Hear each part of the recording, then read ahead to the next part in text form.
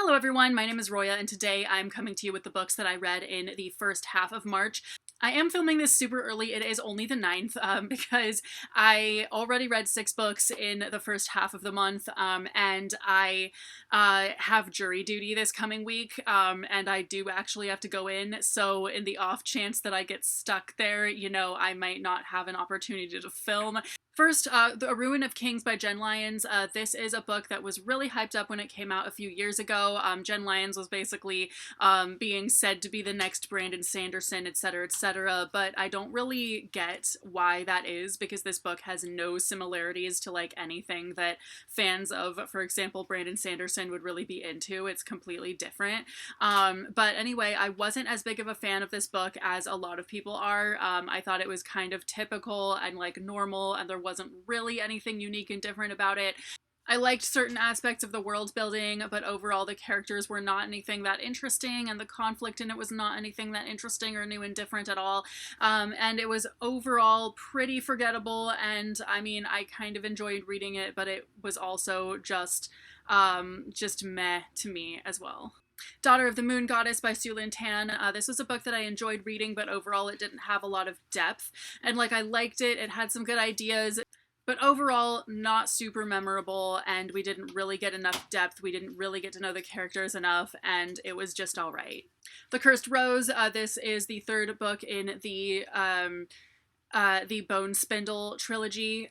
This was sent to me for a review by Penguin Teen, so thank you so much to Penguin Teen for sending this my way. I really like this series overall. I think it's a really interesting cross-genre, but this was probably my least favorite book out of the 3. I thought that it was weak in a lot of points, in that, I mean, being the third book in a trilogy is, it is a lot more just action than anything else, whereas the first 2 books had a lot more of actual conflict that was really interesting and that really makes you feel for the characters, but this one kind of had none of that. In fact, one of our main characters is literally just possessed the entire time, so we see none of the character dynamic that we got in the first 2 books. And then overall, at the very end of the book, there's like a conflict that is resolved super quickly at the end of the book, and it had nothing, there was no reason for it. It just kind of got resolved really quickly and really easily, and it was just kind of there for no reason, and that was the only part of the book that really showed any character dynamics and all of that. So overall, I felt like this book was a little disappointing when you consider the fact that the whole trilogy as a whole is really good, but it was still an enjoyable read enough. The next 3 books I have here are ones that I actually got for other people. I got them for some like 3 different young teens and preteens, and I thought that, most of them are kind of an educational type of thing more so than anything else, but I did want to throw in one book that was not. I was like looking for one book that was not necessarily so obviously educational and all of that, that would just be kind of cool, and immediately the one that came to mind was Cinderella is Dead by Kellen Barron. So I had not read this, so I listened to the audiobook really quickly just to be able to say, that I've read the book before I give it to people and all of that. And this was really good, actually. I had really held off on reading this because I thought it was going to be kind of very YA, and that like I would be a little disappointed in the genericness of the world building and that I wouldn't really be as into it.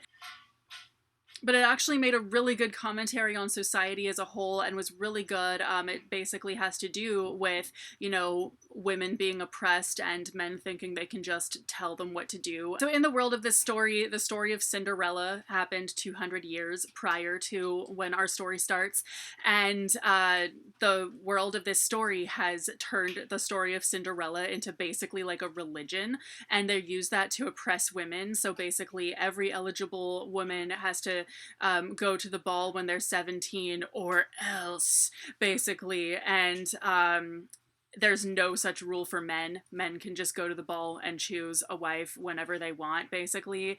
And there's so much going on here that was really gripping and really interesting. And so I thought this was going to be like just kind of cool, you know, but it actually ended up being really profound, and I actually really liked it, even though it's not the type of YA book I necessarily gravitate to, because it seemed like there wasn't really going to be very much in there for adults at all, but there really is still, and I really liked it. Wake by Dr. Rebecca Hall. This is a graphic novel that I got for one kid in particular because she lives in Florida, and we all know how Florida is going with what they're doing education wise and all of that. So this came as a recommendation that Reads with Rachel made a video about on Instagram about how this is a book that should be given to kids in Florida. So I decided to check it out, and since the girl that I want to give it to does happen to be Black as well, I did want to read it and make sure that it is in fact like good for Black folks as well, and not just supposed to be like trying to tell like not just telling non-Black folks stuff, and it really is. So firstly, it does go into how women are erased from history a lot of the time, and then it also goes into how our society is truly built on you know, the aftermath of slavery, and we can't get away from that. It is still like, no matter what we're doing during our life, like everything in the US is based on the enslavement of Africans and all of that, and what happened, like everything after that is still influenced by that. And then it also does talk a lot about how when you're Black and you're reading about that, it's upsetting and all of that. So it definitely does touch on that a lot, and I thought that was really interesting. And yeah, I totally get that too, because I know when Persian people or West Asian people, when something bad happens to them, I feel like, you know, a punch in the gut, because, you know, I'm upset by people who look like me having something bad happen to them, even though of course I'm upset about anybody having something bad happen to them. But it's like there's a different thing that like happens in here when it's like someone who shares your marginalized group, you know.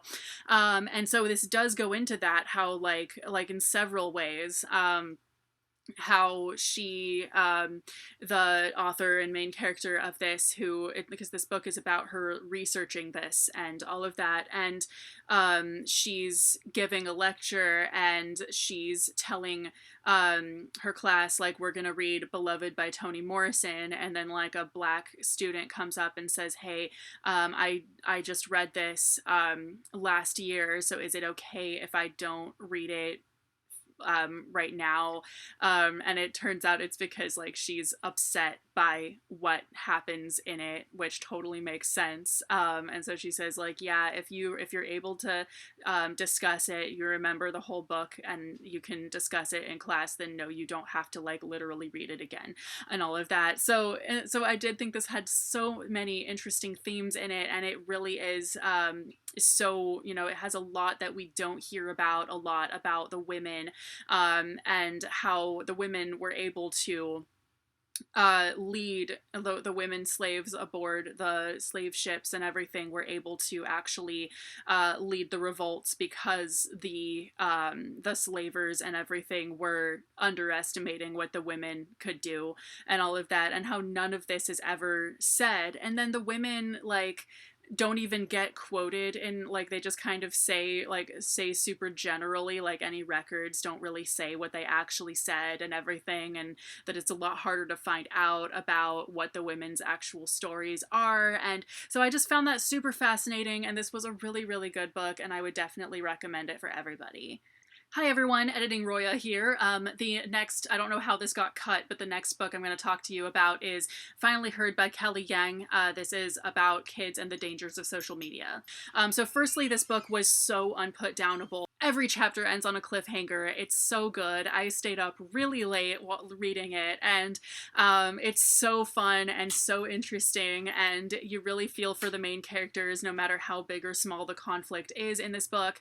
And it does go into kind of, you know, how so little of someone's life is what actually is on social media. So you might see someone on social media and think like, oh wow, their life is so perfect, when like actually they might be filming their videos at IKEA for all you know. It does get into some more serious things, like like being catfished, for instance, and it doesn't really go into that, but there is a plot line of that in here just so that it's kind of in the back of your mind not to just trust whoever you talk to. And then it goes into the science behind why we trust what we see on social media, why it's so easy to fall into that trap where you trust someone who you met online and all of that. And it's so fascinating and it's really, really interesting. So the only thing that I thought that this book could have done better is pretty much the same thing that I see most media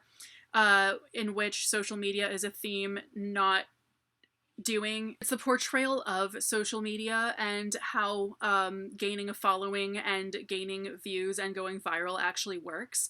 I feel like in most books or movies or any other type of media that has to do with social media at all, it happens a lot faster than it actually does in real life, because the story shortcuts a lot of the actual process and all of that. So that part just doesn't quite work for me in any book where social media is a big thing. In fact, the biggest offender of this that I've ever read was actually an adult thriller. It's just like books and movies and other media in general just don't do a very good job of portraying how gaining a following works. And I feel like that is really hard to write about. So I don't necessarily fault this book. I think this book did do it the best it could with that. So anyway, please read this book. It is so good. And before you read this one though, read Finally Seen, because it's also really, really good. So anyway, those are the books that I read in the first half of March. Thank you guys so much for watching, and I will see you very soon with a new video. Bye!